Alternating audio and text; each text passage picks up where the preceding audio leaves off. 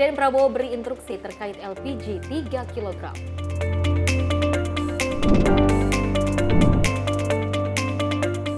Erick Thohir bertemu dengan para wasit Liga 2.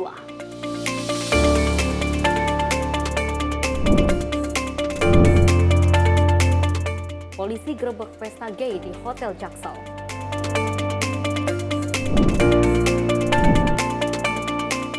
Timnas Futsal Indonesia raih runner-up kejuaraan Futsal Four Nations World Series.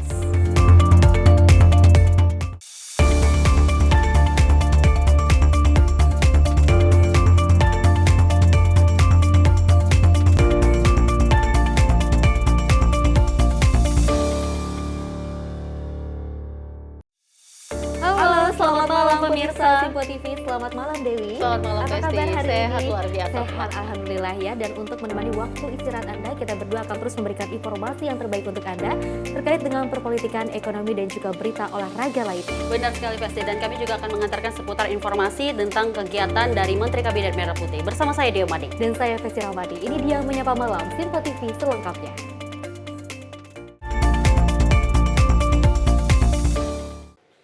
Ya pemirsa, kita awali dengan berita utama. Presiden Prabowo Subianto ini menginstruksikan Menteri SDM Bahlil Lahadalia agar pengecer LPG 3 kg kembali berjualan. Hal itu dilakukan Presiden merespon banyak yang keluhan masyarakat terkait kelangkaan gas melon. Presiden Prabowo Subianto telah menginstruksikan Menteri ESDM Bahlil Lahadalia untuk mengaktifkan kembali pengecer berjualan gas LPG 3 kg per hari Selasa 4 Februari 2025. Instruksi itu disampaikan Presiden Prabowo melalui pimpinan DPR Dasko yang mengaku sejak kemarin DPR terus berkomunikasi dengan Presiden perihal tersebut.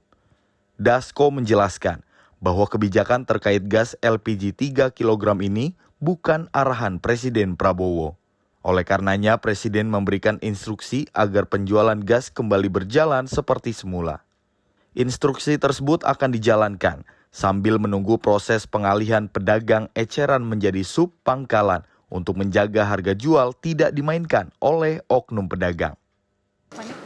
Ya, DPR RI sudah berkomunikasi dengan Presiden sejak semalam dan bahwa kemudian ada keinginan dari Kementerian SDM itu untuk menertibkan harga di pengecer supaya tidak mahal di masyarakat.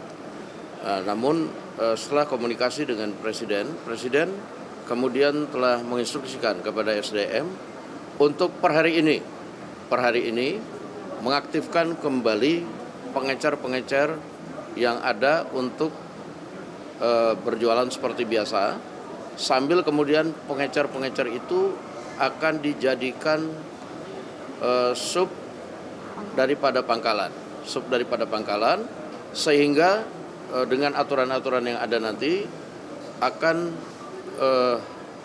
menertibkan harga supaya tidak mahal di masyarakat. Jadi pengecer yang akan menjadi sub pangkalan ini akan ditentukan juga harganya sehingga harga di masyarakat itu tidak mahal. Nah, tetapi sambil itu parsial dilakukan, para pengecer akan diminta. Presiden tadi menginstruksikan kepada SDM agar per hari ini pengecer itu bisa berjualan kembali sambil kemudian secara parsial aturannya kemudian diselaraskan. Sebenarnya ini bukan kebijakannya dari Presiden untuk kemudian melarang kemarin itu. Nah, tapi melihat situasi dan kondisi, tadi Presiden turun tangan untuk menginstruksikan agar para pengecer bisa dapat berjualan kembali sambil kemudian pengecer dijadikan sepangkalan, administrasi segala macamnya bisa sambil berjalan. Dari Jakarta, Fahrizal Ahmad Amin, Simpo TV melaporkan.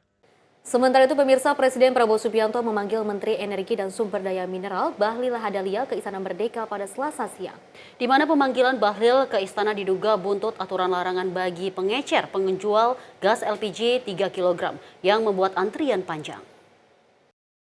Bahlil tiba di kompleks istana mengenakan kemeja putih. Bahlil tiba pada pukul 12.58 waktu Indonesia Barat dengan menumpangi mobil dinas dengan plat nomor RI 28. Saat ditanyakan maksud kehadirannya ke istana, Bahlil yang melangkah cepat mengamini bahwa dirinya dipanggil oleh kepala negara. Di sisi lain, Bahlil pun menegaskan bahwa saat ini kegaduhan akibat larangan pendistribusian gas LPG 3 kg oleh pengecer sudah mulai mereda setelah dirinya melakukan sidak ke lapangan. Pekerjaan lah. Salah satu Saya tadi sidak ya, turun ke lapangan untuk mengecek tentang kondisi terakhir. Alhamdulillah semua udah mulai melakukan perbaikan yang cukup bagus dan kondisinya tidak seperti kemarin. Sebelumnya Wakil Ketua DPR RI Sufmi Dasko Ahmad memastikan bahwa larangan pengecer untuk menjual dan mendistribusikan gas LPG 3 kg bukan inisiatif Presiden Prabowo Subianto. Dasko menegaskan bahwa kebijakan tersebut bukan dari Presiden. Bahkan Presiden ke-8 RI itu, kata Dasko, menginstruksikan agar penjualan gas kembali berjalan seperti semula di agen atau pengecer. Dari Jakarta, Dio Malau, Sinpo TV melaporkan. Dan diduga kelelahan seorang wanita lansia meninggal dunia usai mengantri untuk mendapatkan gas LPG 3 kg. Sempat menjalani perawatan di rumah sakit, namun korban akhirnya tutup usia. Suasana duka menyelimuti kediaman Yonih binti Saman di Jalan Beringin 1, Kecamatan Pamulang, Tangerang Selatan. Wanita lansia 62 tahun tersebut meninggal dunia setelah antri membeli gas LPG 3 kg. Sebelumnya korban sempat terlihat oleh adik kandungnya bolak-balik membawa 2 tabung gas. Korban berangkat ke lapak agen gas kurang lebih 500 meter dari rumahnya. Namun usai mengantri dan mendapatkan 2 tabung gas melon, tiba-tiba korban terlihat lemas hingga nyaris pingsan. Diduga korban mengalami kelelahan setelah antri 1 jam untuk berburu gas LPG bersubsidi. Sejumlah warga yang melihat sang nenek sempat membantu untuk menghubungi pihak keluarganya. Tak lama, korban dijemput oleh anak menantunya. Namun nasib berkata lain, korban akhirnya tutup usia setelah sempat dibawa ke rumah sakit untuk menjalani perawatan medis. Adik almarhumah menjelaskan terakhir bertemu dengan kakaknya pada pagi hari dan sempat berbicara kalau almarhumah hendak pergi untuk antri membeli gas LPG 3 kg di agen gas yang berjarak sekitar 500 meter dari kediamannya. Rencananya selain untuk kebutuhan sehari-hari di rumah, gas LPG 3 kg yang dibeli digunakan juga untuk berjualan nasi uduk. Terus pagi ketemu saya di depan, saya tanya, "Po mau kemana?" "Gue mau ngantri gas nih, bawa tabung gas 2, masih kosong kan. Tapi gue disuruh pulang lagi." "Emang apa, Po? Disuruh ngambil KTP. Ribet banget sekarang mah pakai KTP," kata dia gitu. Udahlah saya pulang, bayar sayur, dia jalan berangkat. Pas gitu yang punya laundry di depan ke rumah. Robi manggilin anak ini, kata istrinya, "Robi nggak ada, Mas, kenapa?" "Itu nenek, emaknya Robi, itu jatuh," katanya.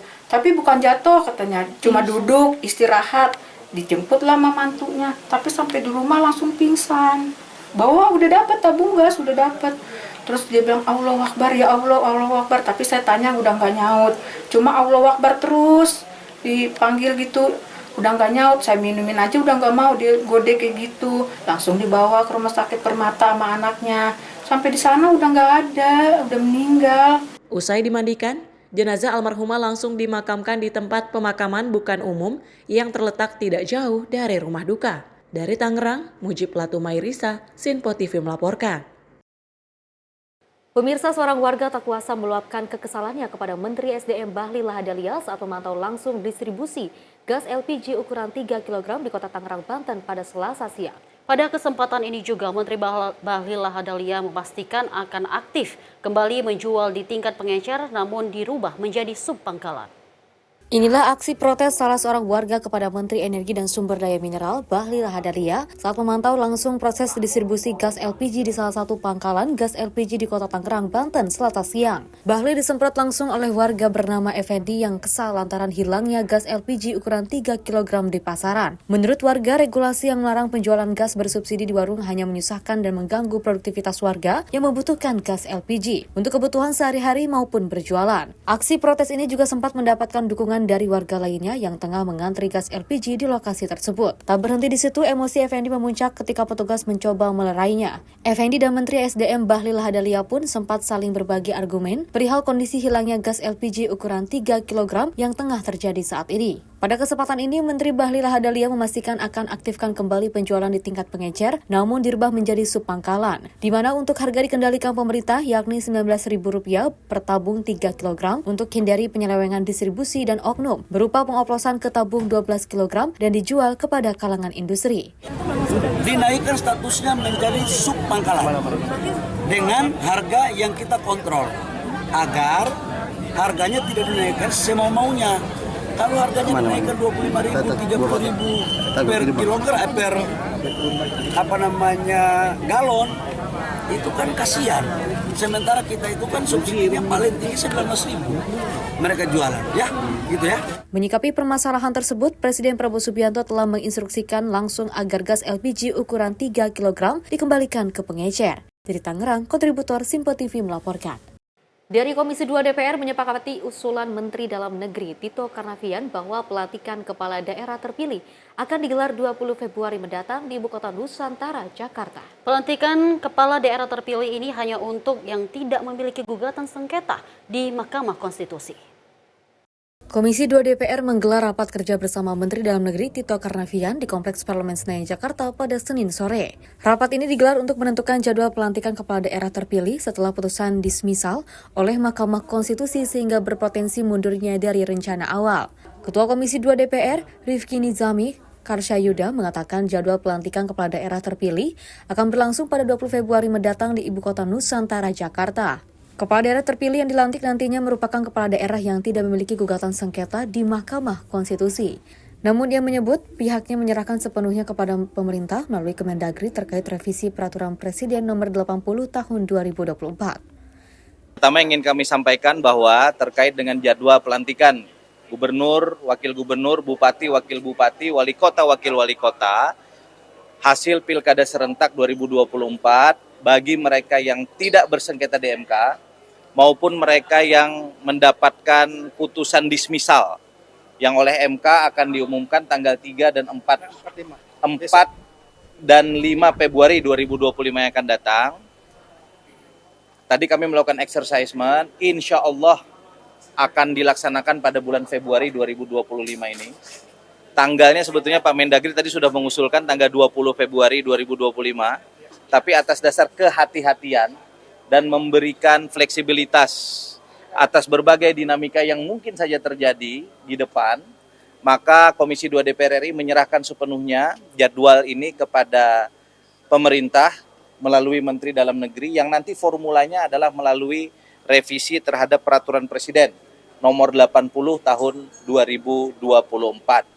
Secara prinsip, insya Allah dilaksanakan pada 20 Februari 2025 di Ibu Kota Negara, dalam hal ini Jakarta, karena berdasarkan Undang-Undang Ibu Kota Nusantara, sebelum ada Perpres dan Kepres yang menetapkan bahwa IKN Nusantara itu telah berpindah sebagai ibu kota definitif, maka Jakarta masih memerankan peran dan fungsinya.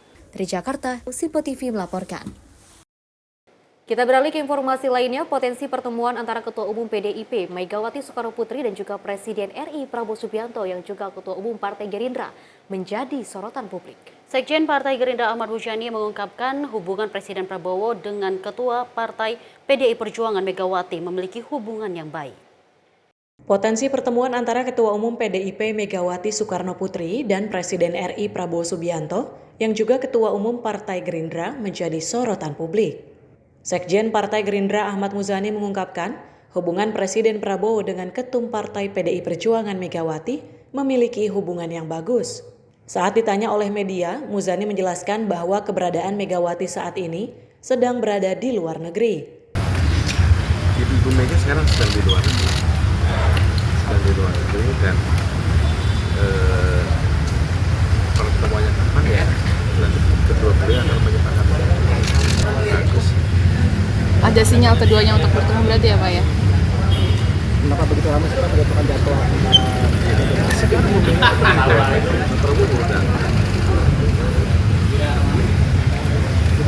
Dari Jakarta, Dio Malau, Simpo TV melaporkan.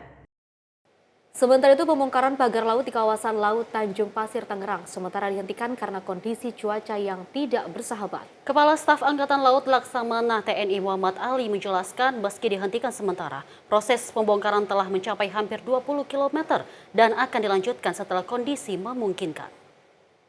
Kepala Staf Angkatan Laut Laksamana TNI Muhammad Ali menyebutkan, hingga saat ini prajurit TNI AL sudah berhasil membongkar sepanjang 20 km pagar laut yang ada di Laut Tangerang, tidak terhambat dan mengurangi biaya bahan bakar. Kasal menjelaskan alasan pembongkaran pagar laut sementara dihentikan karena kondisi cuaca yang tidak mendukung, namun akan segera dilanjutkan jika kondisi cuaca membaik. Kasal menambahkan bahwa kegiatan ini merupakan bagian dari upaya untuk menjamin kemudahan akses bagi para nelayan dan memulihkan kawasan pesisir. Masalah pagar laut ini sementara saja dihentikan. Ini sekarang sudah hampir 20 km yang sudah dibongkar ya. Jadi udah tinggal sedikit lagi sebenarnya. Tapi yang kita utamakan adalah akses nelayan dulu. Akses nelayan bisa melaut dengan mudah, tidak membebankan bahan bakar mereka. Itu yang intinya. Dan ini dihentikan kemarin karena cuaca saja, faktor cuaca. Kalau cuaca membaik, kita lanjutkan lagi. Dari Jakarta, Jihan Nabila, Mutia Anggiani, Sinpo TV melaporkan. Pemirsa, DPR menggelar rapat paripurna ke-12 masa persidangan 2 tahun 2024-2025 di Kompleks Parlemen Senayan, Jakarta pada Senin pagi. Rapat tersebut beragendakan pengesahan RUU BUMN, naturalisasi pemain Timnas Indonesia, serta pembahasan tata tertib peraturan DPR. DPR menggelar rapat paripurna ke-12 masa persidangan 2 tahun 2024 hingga 2025 di Kompleks Parlemen Senayan, Jakarta pada Senin pagi. Rapat paripurna ini membahas 3 hal, yakni pengesahan RUU BUMN, naturalisasi pemain Timnas Indonesia, serta pembahasan tata tertib peraturan DPR nomor 1 tahun 2020. Rapat dipimpin langsung oleh Wakil Ketua DPR Dasko beserta Wakil Ketua lainnya Cucun Ahmad Samsurijal, Saan Mustafa, dan Adies Kadir. Baik, terima kasih kami sampaikan kepada Ketua Komisi 6 DPR RI yang telah menyampaikan laporan hasil pembahasan rancangan undang-undang tersebut. Tibalah saatnya kami minta persetujuan fraksi-fraksi terhadap rancangan undang-undang tentang perubahan ketiga atas Undang-Undang Nomor 19 Tahun 2003 tentang Badan Usaha Milik Negara. Apakah dapat disetujui untuk disahkan menjadi undang-undang? Kami akan menanyakan sekali lagi kepada seluruh anggota, apakah rancangan undang-undang tentang perubahan ketiga atas Undang-Undang Nomor 19 Tahun 2003 tentang Badan Usaha Milik Negara dapat disetujui untuk disahkan menjadi undang-undang? Terima kasih. Dari Jakarta, Farijal Ahmad Amin, Sinpo TV melaporkan. Selain itu, DPR RI bersama Menteri Pemuda dan juga Olahraga Dito Aryo Tejo menyetujui naturalisasi 3 pemain sepak bola asal Belanda, diantaranya oleh Romani, Tim Henry Victor Gipens, dan Dion Wilhelm Eddy Marks. Di mana dengan adanya naturalisasi 3 pemain asal Belanda tersebut diharapkan dapat menjadi strategi jangka panjang bagi timnas dalam mewujudkan prestasi sepak bola nasional hingga ke tingkat internasional. Menteri Pemuda dan Olahraga Dito Aryo Tejo menyampaikan kebutuhan akan pemain dengan posisi strategis menjadi alasan utama dilakukannya naturalisasi. Selain itu, Dito mengungkapkan pertimbangan dalam memberikan rekomendasi naturalisasi dikarenakan tim nasional membutuhkan pemain pada posisi penyerang, bek tengah, dan bek kiri. Naturalisasi tersebut tidak hanya ditujukan untuk memperkuat kesiapan Indonesia dalam kompetisi jangka pendek saja, tetapi juga untuk mempersiapkan fondasi menuju target jangka panjang. Oh iya, hari ini kita hanya raker untuk bersama Komisi 13 dan 10 terkait pemberian kewarganegaraan untuk Ole, Tim, dan Dion, dan ini semua prosesnya sudah selesai dan akan dibawa ke paripurna besok. Sumpah dari pemerintah sudah menyiapkan jadwal di 8 Februari.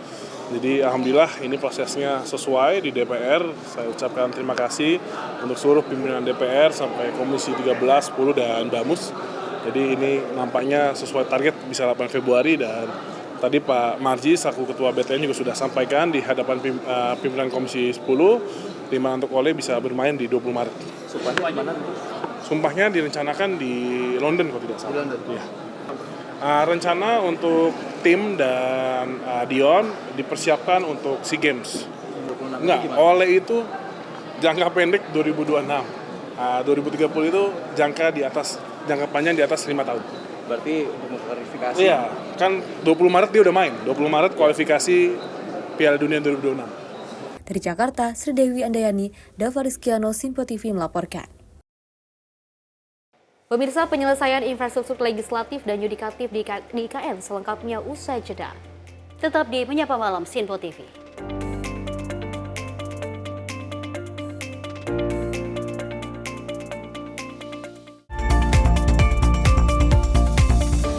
Halo, selamat malam pemirsa. Senang sekali rasanya kami mengisi ruang informasi Anda. Akhiri aktivitas Anda dengan rangkuman perkembangan peristiwa yang terjadi sepanjang hari.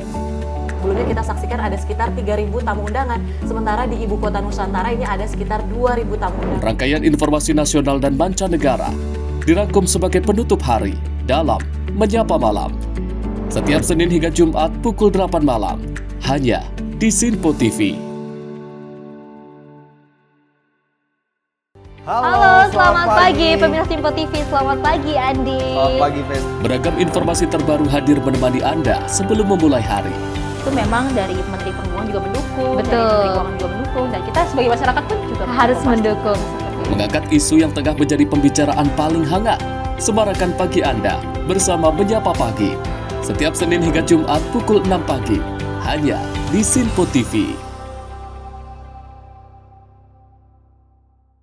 Halo pemirsa, kami kembali hadir dengan sejumlah informasi yang kami himpun dari berbagai penjuru dunia. Rangkaian informasi yang membuat akhir pekan Anda begitu bermakna. Sebuah kelompok di Afrika Selatan memberikan layanan pertunjukan film dengan tenaga surya. Berita yang menjadi sorotan media dari dalam dan luar negeri, kami hadirkan untuk menemani pekan Anda dalam Simpo Dunia Sepekan, Sabtu dan Minggu pukul 9 pagi, hanya di Simpo TV.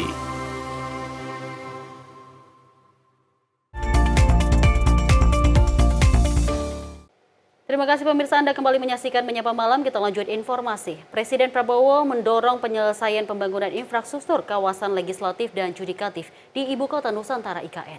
Hal tersebut disampaikan setelah pertemuan dengan Menko Infrastruktur AHY dan jajaran terkait di Istana Merdeka. Prabowo Subianto melakukan rapat terbatas bersama Menteri Koordinator Bidang Infrastruktur dan Pembangunan Kewilayahan Agus Harimurti Yudhoyono beserta jajaran Kementerian Pekerjaan Umum dan Otorita Ibu Kota Nusantara di Istana Merdeka, Jakarta. Pertemuan tersebut membahas perkembangan pembangunan IKN serta penyesuaian prioritas dalam agenda pembangunan nasional. Usai melakukan rapat, dalam keterangan persnya, AHY menekankan bahwa swasembada pangan, energi dan air, serta peningkatan kualitas hidup masyarakat menjadi prioritas nasional dalam 5 tahun ke depan. Infrastruktur tetap menjadi bagian penting dengan penyesuaian untuk mendukung target nasional. Progres pembangunan di IKN sampai dengan saat ini. Tentu harapannya kita bisa melanjutkan pembangunan dengan sejumlah penyesuaian dan prioritas, karena pasti kita selalu dihadapkan pada keterbatasan anggaran, dihadapkan juga dengan berbagai misi dan target-target utama yang menjadi agenda nasional, yang tentunya kita sudah tahu bahwa kita ingin fokus pada swasembada pangan, energi dan air, termasuk juga untuk bisa meningkatkan kualitas hidup masyarakat kita melalui sektor pendidikan, kesehatan, dan juga berbagai upaya untuk mengentaskan kemiskinan. Dan program makan bergizi gratis yang juga diharapkan bisa meningkatkan kehidupan masyarakat, terutama generasi penerus kita, anak-anak kita. Jadi infrastruktur dalam hal ini akan memberikan dukungan penuh dan diprioritaskan untuk mewujudkan target-target nasional tadi. Bukan berarti kemudian infrastruktur dinomor duakan, justru kami harus melakukan prioritas ulang, paling tidak melakukan penyesuaian-penyesuaian agar yang menjadi prioritas utama dari pembangunan nasional 5 tahun ke depan, terutama juga di awal-awal pemerintahan Presiden Prabowo Subianto ini bisa kami dukung dengan baik. Pemerintah memastikan pembangunan IKN akan terus berlanjut dengan alokasi anggaran sekitar 48,8 triliun untuk periode 2025 hingga 2029. Fokus saat ini mencakup pembangunan kawasan legislatif dan yudikatif setelah penyelesaian Istana Negara dan Istana Garuda. AHY berharap pembangunan IKN berjalan sesuai rencana dan akan terus melaporkan perkembangannya kepada Presiden. Nah, terkait dengan IKN ini juga sudah dipastikan akan dilanjutkan dan beliau sendiri juga sudah memastikan akan ada alokasi anggaran besarannya kurang lebih 48,8 triliun rupiah 2025 hingga 2029 ini tentu nanti digunakan sesuai dengan petahapan dan juga rencana yang telah ditetapkan sejak awal. Tim redaksi Sinpo TV melaporkan. Sementara itu, Menteri Koordinator Bidang Pangan Zulkifli Hasan meninjau langsung pelaksanaan perdana program makan bergizi gratis di SMPN 2 Rogo Jampi, Kabupaten Banyuwangi pada Senin pagi. Dalam kesempatan tersebut, Menko Zulhas menyerahkan gaji pokoknya sebagai menteri untuk membantu 2 siswi tidak mampu di Banyuwangi. Serta 30 siswa lainnya, bantuan tersebut sengaja diberikan agar para siswa lebih semangat belajar di sekolah. Sebanyak 828 siswa menikmati makan siang program prioritas Presiden Prabowo Subianto. Mereka menyantap menu yang disediakan Dapur Satuan Pelayanan Pemenuhan Gizi atau SPPG, berupa ayam asam manis, capcay, buah pisang, dan juga susu. Dalam kesempatan itu, Menteri Koordinator Bidang Pangan Zulkifli Hasan menyerahkan gaji pokoknya sebagai menteri untuk membantu 2 siswa tidak mampu, Sapian dan Nadita di Banyuwangi. Tidak hanya itu, Menko Zulhas juga memberikan bantuan kepada 30 siswa SMA Negeri 1 Rogo Jampi yang sudah tidak memiliki ibu atau bapak. Nah, yang tidak ada ibunya atau bapaknya sudah wafat? Ada? Ada berapa? 25. Gini aja, saya titip 30, jadi masing-masing kasih 1 juta untuk beli buku. Bantuan tersebut sengaja diberikan agar para siswa lebih semangat belajar di sekolah. Lewat bantuan tersebut juga diharapkan mampu meringankan beban keluarga. Zulhas berharap lewat bantuan tersebut bisa mendorong para siswa untuk menggapai cita-cita mereka, serta bisa menjadi sumber daya manusia yang unggul. Diketahui program MBG di Banyuwangi dilaksanakan secara bertahap. Pada pelaksanaan perdana ini, SPPG Banyuwangi yang berada di Kecamatan Rogo Jampi menyediakan 1.005 porsi makanan untuk sekolah di sekitarnya mulai jenjang TK hingga SMP.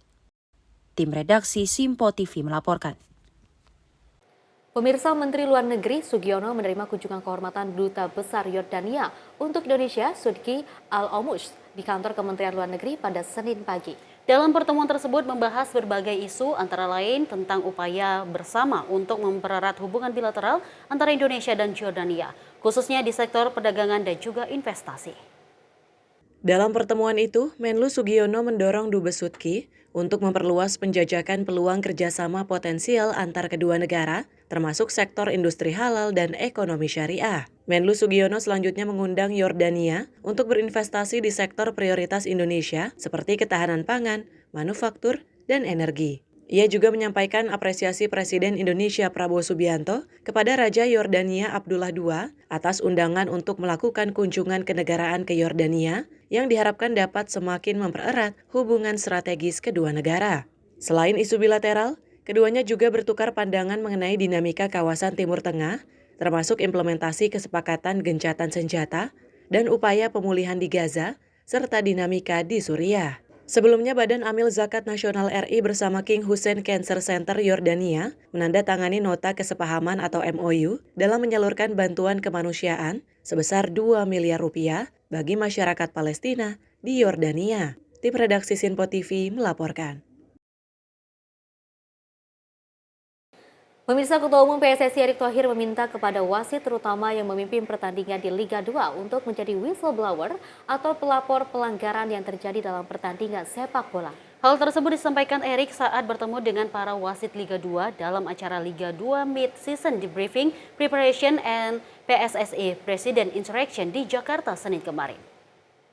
Di bawah kepemimpinan Erick, PSSI bersama PT LIB berkomitmen untuk terus meningkatkan kualitas kompetisi di Indonesia. Erick juga menjamin peningkatan kesejahteraan wasit saat bertemu dengan para wasit Liga 2. Ini menjadi hal penting dalam membangun sepak bola Indonesia yang menjadi alat pemersatu bangsa sekaligus menjaga marwah bangsa kita di dunia internasional. Belum adanya VAR di pertandingan Liga 2 membuat keputusan wasit rentan mendapatkan intimidasi dan godaan. Maka dari itu sangat dibutuhkan wasit yang tegas dan fair play dalam mengambil keputusan agar sepak bola Indonesia menjadi lebih baik. Tim redaksi Sinpo TV melaporkan.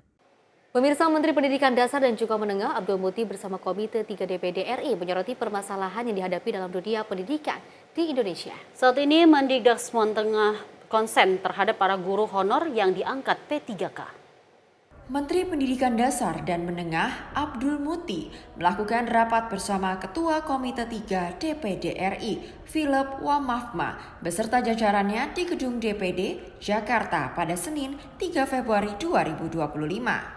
Dalam rapat tersebut, turut membahas permasalahan yang dihadapi dalam dunia pendidikan di Indonesia yang masih sangat kompleks, khususnya pada pendidikan dasar dan menengah.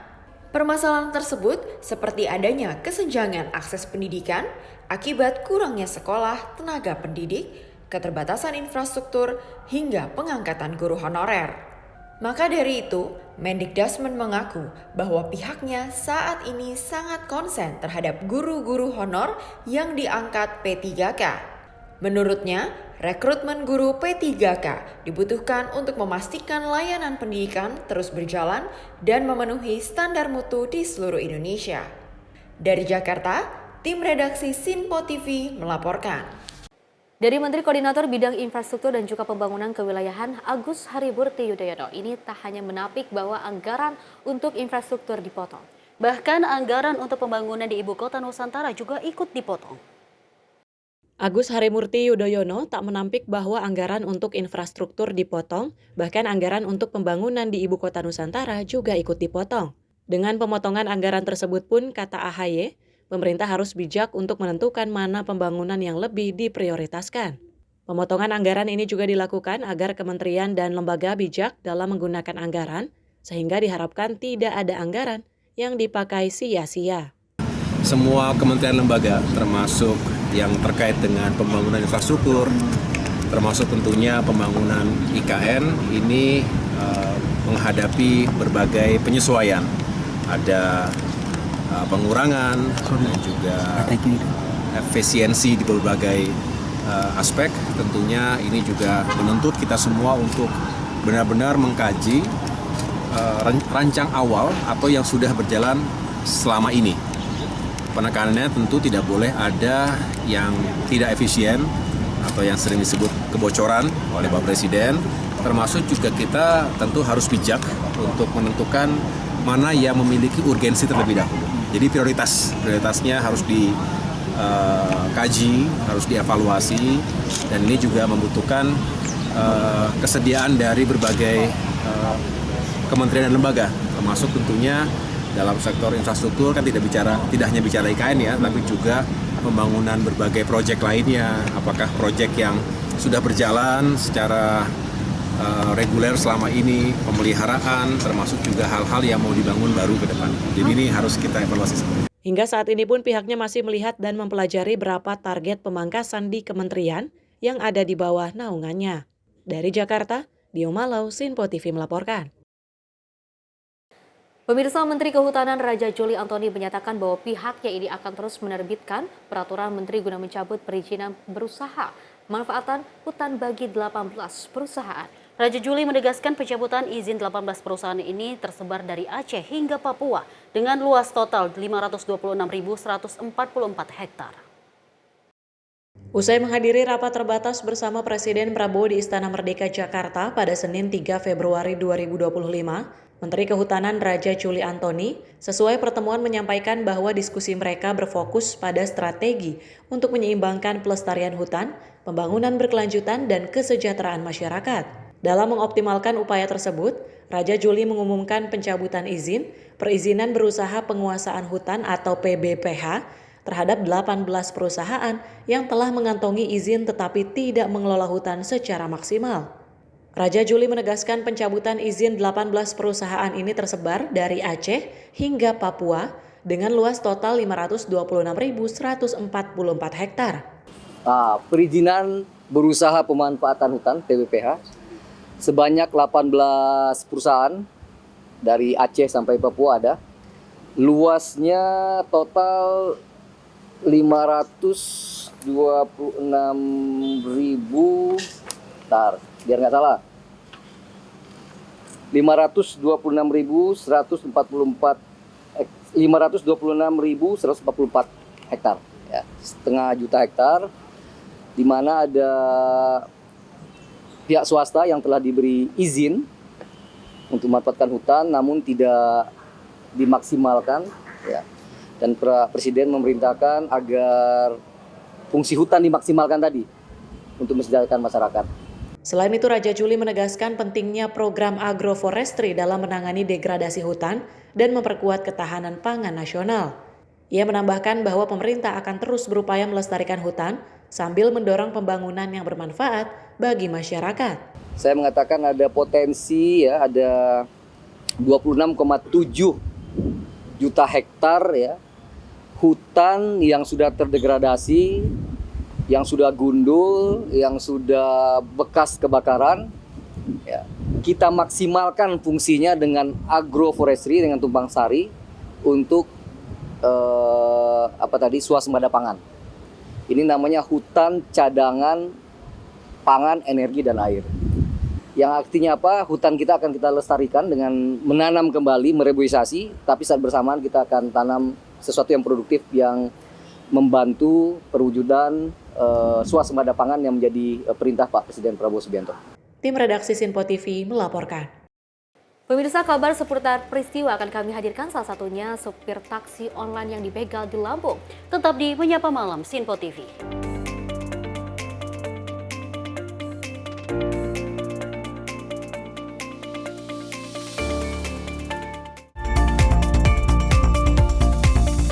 Kami hadir dengan rangkaian informasi dari berbagai penjuru dunia. Topik dan isu yang tengah menjadi sorotan mancanegara dikemas dengan lengkap untuk Anda.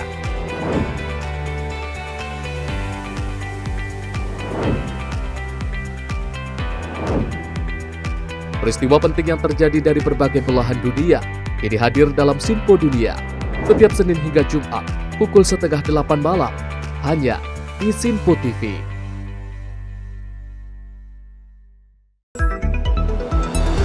Jadilah yang pertama mengetahui perkembangan terkini seputar informasi dari lembaga parlemen. Punya data nasional, tidak ada satupun backup berarti kan? Tiba-tiba ada putusan yang nggak masuk akal dan seperti ini gitu. Kita biarkan rekomendasi kepada KPK, periksa!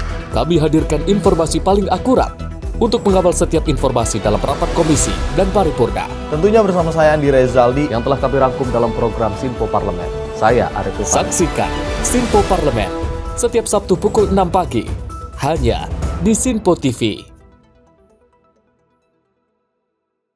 Pemirsa, Sinpo TV kembali hadir menemani Anda dengan berbagai informasi yang telah kami rangkum dalam sepekan.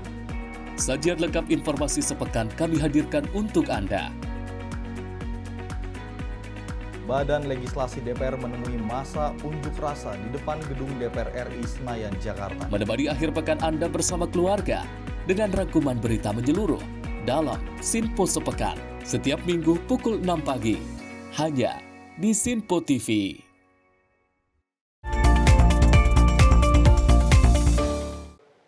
Anda kembali menyaksikan Menyapa Malam, kita lanjut informasi. Polda Metro Jaya membongkar pesta seks sesama jenis atau LGBT di sebuah hotel di kawasan Setiabudi, Jakarta Selatan pada Sabtu 1 Februari lalu.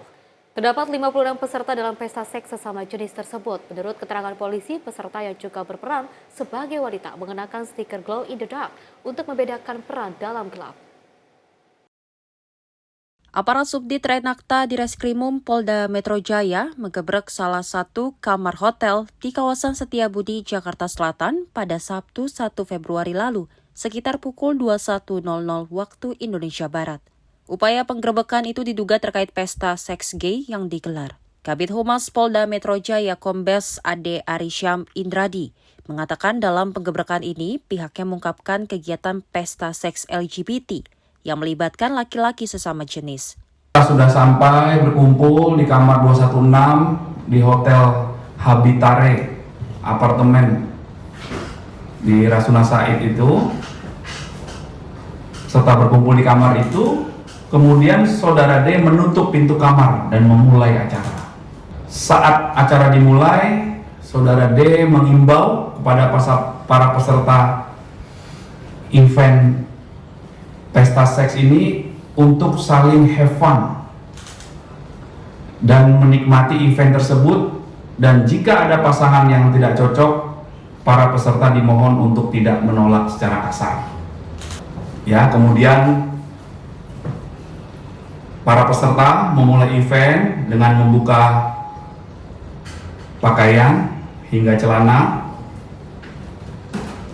dan para peserta diminta untuk menggunakan label identitas berupa stiker yang menandakan jika jadi pemeran laki-laki itu menggunakan stiker, jadi lampunya dimatikan, jadi stikernya itu glow in the dark, ya, nyala. Yang menggunakan label stiker menandakan ada bahwa yang bersangkutan adalah berperan sebagai, ulangi ya, yang menjadi pemeran laki-laki tidak menggunakan stiker, dan jika perempuan maka menggunakan label stiker pada bahu. Dalam penggebrakan tersebut, polisi mengamankan 56 pria yang terlibat. 3 diantaranya telah ditetapkan sebagai tersangka, yaitu RH alias R, RE alias E, dan BP alias D. Tersangka RH berperan sebagai penyewa kamar hotel, sedangkan RE adalah orang yang membayar biaya sewa kamar. Sementara tersangka BP alias D yang merekrut peserta acara tersebut menghubungi satu persatu peserta untuk diajak bergabung. Polisi menyita sejumlah barang bukti dari lokasi kejadian, termasuk pemesanan hotel, alat kontrasepsi, obat anti-HIV, serta sabun mandi. Tim redaksi Simpo TV melaporkan. Pemirsa, pada Selasa 4 Februari 2025 kemarin, sebuah kecelakaan terjadi di Jalan Danau Sunter Barat, tepatnya di seberang Jembatan Item, Kecamatan Tanjung Priok, Jakarta Utara. Sebuah mobil dilaporkan menabrak motor dan bajai di sekitar pukul 00.26 waktu Indonesia Barat. Akibat insiden ini, 3 orang mengalami luka-luka dan langsung dilarikan ke rumah sakit. Pada Selasa 4 Februari 2025 dini hari, sebuah kecelakaan terjadi di Jalan Danau Sunter Barat, tepatnya di seberang Jembatan Item, Kecamatan Tanjung Priok, Jakarta Utara. Sebuah mobil dilaporkan menabrak motor dan bajai sekitar pukul 00.26 waktu Indonesia Barat. Akibat insiden tersebut, 3 orang mengalami luka-luka dan langsung dilarikan ke rumah sakit terdekat untuk mendapatkan penanganan medis. Hingga saat ini, penyebab pasti kecelakaan masih belum diketahui. Pihak kepolisian telah turun ke lokasi kejadian untuk melakukan olah tempat kejadian perkara dan mengumpulkan keterangan dari saksi-saksi. Dugaan sementara menyebutkan bahwa faktor kelalaian pengemudi atau kondisi jalan bisa menjadi penyebab, namun hal ini masih menunggu hasil investigasi lebih lanjut. Kecelakaan ini kembali menjadi pengingat akan pentingnya kehati-hatian dalam berkendara, terutama di malam hari ketika visibilitas cenderung berkurang. Warga sekitar berharap agar pihak berwenang segera menyelesaikan penyelidikan dan memastikan langkah preventif untuk mencegah insiden serupa di masa mendatang. Sementara itu, kondisi para korban yang terluka masih terus dipantau oleh tim medis. Dari Jakarta, Alwendi, tim Sinpo TV melaporkan. Kantor Pencarian dan juga Pertolongan Kelas A Denpasar bersama unsur SAR gabungan lainnya juga mengevakuasi sesosok pria gantung diri di wilayah Desa Pecatun, Kuta Selatan, Kabupaten Badung, Bali pada Senin kemarin. Dan juga ada sebanyak 7 orang personil Basarnas dan unsur SAR lainnya mulai melaksanakan evakuasi sekitar pukul 12.10 WITA. Di sisi lain, Kepala Seksi Operasi dan Kesiapsiagaan Kantor Pencarian dan Pertolongan Kelas A Denpasar, Iwayan Juni Antara yang memimpin jalannya evakuasi, menerangkan bahwa tim SAR gabungan menggunakan peralatan mountaineering dalam proses evakuasi. Sekitar pukul 13.10 WITA, korban berhasil dievakuasi dan selanjutnya dibawa menuju Rumah Sakit Prof. Ngurah menggunakan ambulan GP Ansor.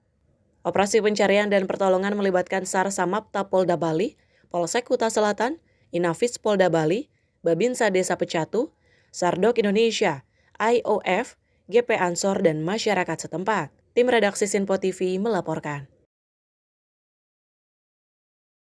Kita lanjutkan informasinya, seorang pengendara motor ini diduga menjadi korban tabrak lari di Jalan Outer Ring Road Kembangan, Jakarta Barat, di mana korban tewas di lokasi kejadian, motor yang dikendarainya rusak parah.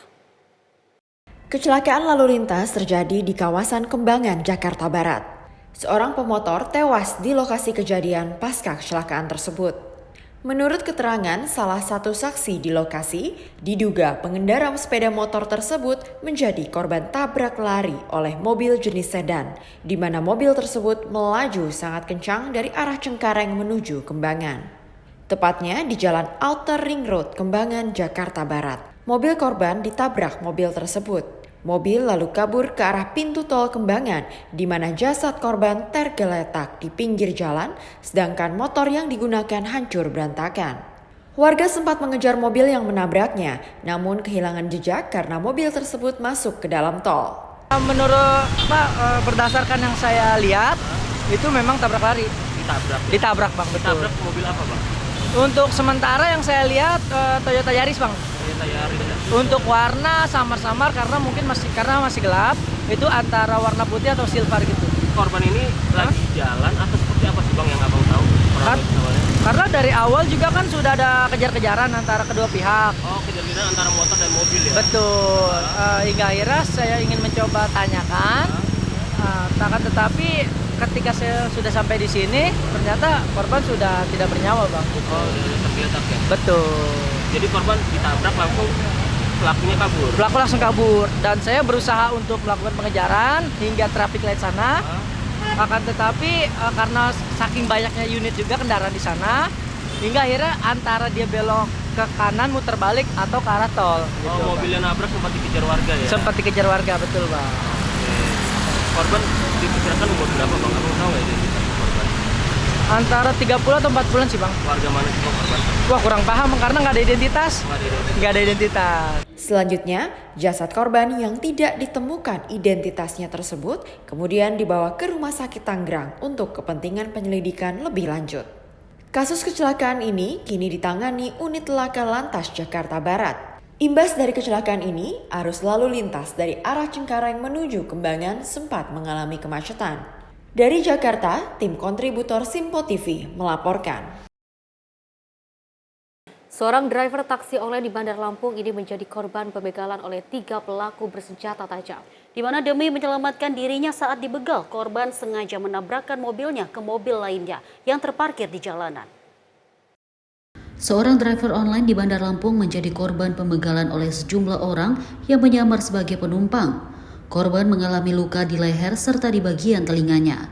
Insiden terjadi di Jalan Jaa Pagar Alam, Kecamatan Raja Basa, Kota Bandar Lampung pada Kamis sore. Berdasarkan rekaman video terlihat, mobil yang dikendarai korban tampak mengalami kerusakan parah di bagian depan. Dari keterangannya, korban sengaja menabrak kendaraannya ke mobil lain untuk menyelamatkan diri dari aksi pembegalan. Satu yang di belakang saya ini udah ngekep saya, yang satu nempelin kujang itu. Kepolisian Resor Kota Bandar Lampung berhasil menciduk para pelaku yang melakukan pembegalan pada Jumat 31 Januari 2025. Ketiga pelaku yang berhasil ditangkap berinisial EA 24 tahun, JK 35 tahun, F 18 tahun. Mereka merupakan warga Kikip Selatan Lahat, Sumatera Selatan. Sedangkan DPO inisial AJ 35 tahun yang saat ini jajaran kepolisian masih memburu 1 orang pelaku lainnya. Pidana pencurian dengan kekerasan terhadap driver Maxim yang sempat viral di media sosial. Kejadian pada 30 Januari kemarin. Di pelakunya ada 4 orang dengan peran masing-masing, dan saat ini kami berhasil menangkap 3 pelaku dari 4 pelaku yang berperan dalam peristiwa ini. 3 pelaku ini, 1 pelaku adalah yang memesan melalui aplikasi Maxim tadi, sementara 2 pelaku yang ada di sini adalah pelaku yang langsung di lapangan. Berdasarkan hasil pemeriksaan, motif pelaku nekat melakukan pembegalan terhadap korban karena ingin mendapatkan mobil korban. Pelaku juga mengakui bahwa aksi pembegalan ini baru pertama kali dilakukan, namun memang terdapat 2 residivis kasus pengeroyokan dan pencurian. Kapolresta mengatakan bahwa dalam penangkapan para pelaku tersebut, petugas kepolisian berhasil mengamankan barang bukti berupa suatu bilah golok, 1 bilah pisau tanpa gagang, dan 1 unit ponsel. Sekarang para pelaku telah mendapatkan hukuman dan menjalani penahanan. Tim redaksi Sinpo TV melaporkan. Pemirsa, informasi tadi sekaligus mengakhiri jumpa kita. Saya Fesi Rahmadi mengucapkan terima kasih dan sampai jumpa.